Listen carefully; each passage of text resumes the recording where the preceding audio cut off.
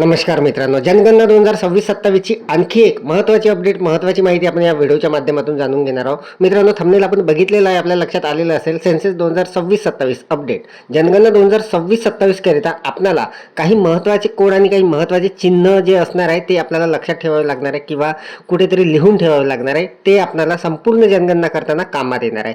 तर मित्रांनो, आजच्या या व्हिडिओमध्ये मी आपल्याला जनगणना 2026 अंतर्गत आपल्याला वापरात येणारे महत्त्वाचे कोड आणि चिन्हे कोणती असणार आहे त्याची माहिती देणार आहे. तर नमस्कार, मी राज मेश्राम, मराठीशाळा.com या यूट्यूब चॅनलवर पुन्हा एकदा आपलं सहर्ष स्वागत आहे. मित्रांनो, सेन्सस 2026-27 महत्त्वाची अपडेट असणार आहे. जनगणना 2026 करिता वापरण्यात येणारे महत्त्वाचे कोड व चिन्हे कोणते असणार आहे, कशा पद्धतीने आपल्याला त्याची नोट करून ठेवायची आहे, याची संपूर्ण सविस्तर माहिती जाणून घेण्यासाठी व्हिडिओला स्किप न करता पूर्ण बघा. चॅनलवर जर नवीन असाल तर चॅनलला सबस्क्राईब करायला विसरू नका आणि व्हिडिओ जर आवडला तर व्हिडिओला लाईक व शेअर करा. चला तर मग सुरू करूया.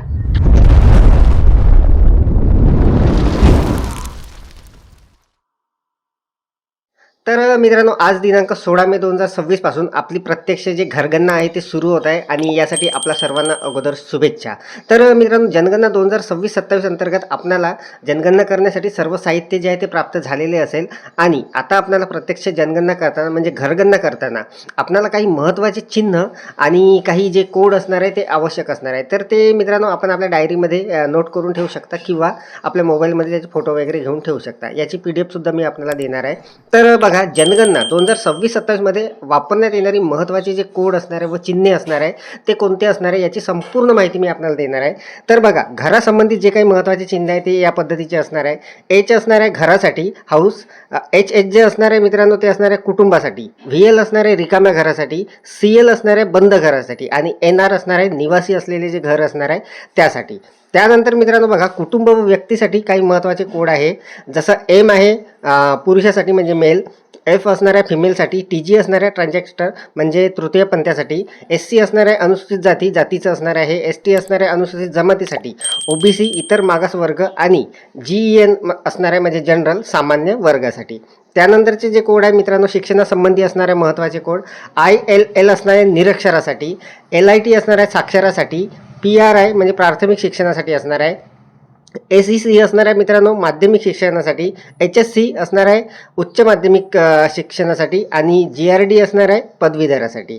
त्यानंतरचे जे कोड आहे मित्रांनो, व्यवसाय संबंधित कोड असणार आहे महत्त्वाचे. AGR जे असणार आहे ते शेतीसाठी असणार आहे, LAB असणार आहे मजुरासाठी, त्यानंतर SCR असणार आहे सेवेसाठी, त्यानंतर BUS असणार आहे व्यवसायासाठी आणि UNEMP असणार आहे बेरोजगार म्हणून यांच्यासाठी. त्यानंतरचे जे महत्त्वाचे कोड आहे मित्रांनो ते असणार आहे घराच्या संबंधित जे सुविधा आहे त्याचे कोड असणार आहे. जसं असणार आहे DW असणार आहे मित्रांनो पिण्याचे जे पाण्याची सोय आहे ड्रिंकिंग वॉटर त्याच्यासाठी असणार आहे. EL जे असणार आहे ते असणार आहे इलेक्ट्रिसिटी म्हणजे विजेसाठी. त्यानंतर LAT असणार आहे टॉयलेटसाठी शौचालय. त्यानंतर LPG गॅससाठी असणार आहे आणि NET असणार आहे ते नेटच्या सुविधेसाठी असणार आहे इंटरनेटसाठी. त्यानंतरचे महत्त्वाचे कोड आहे मित्रांनो नकाशा व फील्ड चिन्हे. हे अत्यंत महत्त्वाचे असणार आहे कारण आपल्याला सगळ्यात अगोदर जो नजरी नकाशा तयार करायचा आहे त्यासाठी हे महत्त्वाचे कोड असणार आहे. तर त्यामधला मित्रांनो मुख्य रस्त्यासाठी अशा बाण जो असणार आहे तो असणार आहे. त्यानंतर गल्लीसाठी असा डॅश डॅश असणार आहे गल्ली छोटा रस्ता. घरासाठी मित्रांनो असा चौकोन असणार आहे छोटासा. त्यानंतर सार्वजनिक जी जागा असेल त्याच्यासाठी गोल असणार आहे. त्यानंतर शाळा किंवा आरोग्य केंद्र जे आहे त्याच्यासाठी प्लसचं चिन्ह असणार आहे. त्यानंतर धार्मिक स्थळे जे आहे त्याच्यासाठी काही चिन्हे दिलेली आहे इथे. त्यानंतर नदी नाले जर असेल तर त्यासाठी अशा पद्धतीचे चिन्ह असणार आहे आणि झाड किंवा वनक्षेत्र जर असेल तर अशा पद्धतीचं झाडाचं चिन्ह असणार आहे. तर हे चिन्हसुद्धा खूप महत्त्वाचे असणार आहे मित्रांनो आपल्यासाठी. तर त्यानंतर सगळ्यात महत्त्वाचं मित्रांनो बघा, मित्रांनो आपल्या प्रगणक म्हणून काही महत्त्वाचे शॉर्ट कोड असणार आहे ते सुद्धा आपल्याला अत्यंत महत्त्वाचे असणार आहे. तर EB असणार आहे, PG असणार आहे इन्युमरेशन ब्लॉकसाठी. त्यानंतर AHL म्हणून असणार आहे ॲब्रेक्ट हाऊस लिस्टसाठी. त्यानंतर मित्रांनो NPR म्हणून असणार आहे नॅशनल पॉप्युलेशन रजिस्टर म्हणून. त्यानंतर UID असणार आहे युनिक ID, DOB असणार आहे डेट ऑफ बर्थसाठी आणि MIG असणार आहे मायग्रेशनसाठी. तर अशा पद्धतीचे काही शॉर्ट कोड असणार आहे आपल्या प्रगणक म्हणून आपण काम करताना. तर मित्रांनो हे जे कोड असणार आहे हे अत्यंत महत्त्वाचे असणार आहे. यासाठी काही महत्त्वाच्या सूचना आहे. कोड राज्य व केंद्र शासनाच्या अंतिम मार्गदर्शक सूचनानुसार बदलू शकतात. प्रत्यक्ष प्रशिक्षणामध्ये दिलेले अधिकृत कोडच वापरावे. नकाशा तयार करताना चिन्हे स्पष्ट व एकसारखी ठेवावीत. तर हे संपूर्ण कोड मित्रांनो आपल्याला संपूर्ण जनगणना करताना अत्यंत महत्त्वाचे असणार आहे आणि हे कोड वापरून आपल्याला संपूर्ण जी जनगणना आहे, पहिला जो टप्पा आहे घरगणनेचा तो करायचा आहे.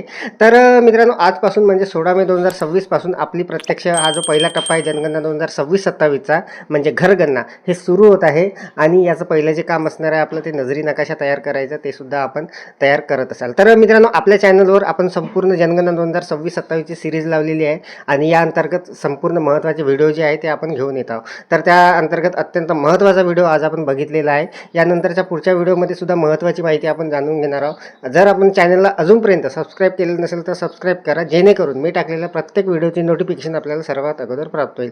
तर सध्या तर या व्हिडिओमध्ये एवढंच मित्रांनो. व्हिडिओ जर आवडलेला असेल तर व्हिडिओला लाईक करा, शेअर करा आणि माझ्या मराठीशाळा.com या यूट्यूब चॅनलवर जर नवीन असाल तर चॅनलला सबस्क्राईब करायला विसरू नका. पुन्हा भेटू असंच एका नवीन माहितीसह, नवीन अपडेटसह. तोपर्यंत धन्यवाद.